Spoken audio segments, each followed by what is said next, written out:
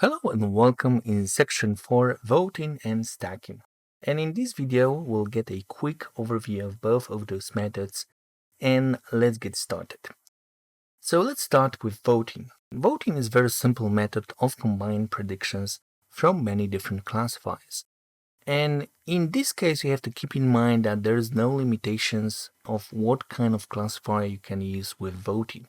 So you can use, a bunch of different classifiers, and each classifier can be totally different. There's no limits to or restrictions to what you can use here. And each classifier is being trained on a whole training data set. And then for each of those trained model, we do the predictions. And depending on the voting method, those predictions are kind of a prioritized in a different way. So the winner results is picked up in a different way depending on the method.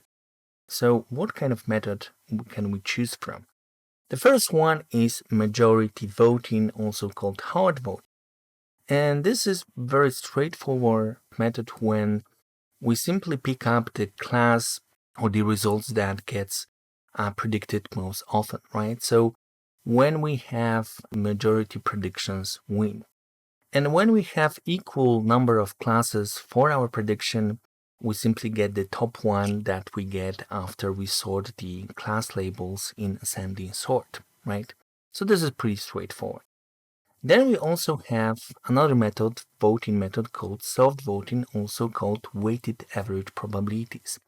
And in this case, we have to assign a weight, a numerical value to each of our classifier. And the idea behind that is that we kind of tweak the importance of results for each classifier using those weights. And then when we do the prediction, we get for each classifier the probability of the actual accuracy for a given classifier. Then we get it multiplied by those weight and we average the results. And the results with the highest kind of weighted results wins. And in practice, it's kind of difficult to pick up those weights by hand or manually. That's why we've got another method called stacking. In this case, we find those weights using another classifier called metaclassifier. And in this case, a new model is trained based on results from each classifier to learn those weights and to learn how the best way to combine those predictions. And when you look at it, it's quite similar to soft voting, but those optimal weights gets for each classifier actually learned by a meta classifier.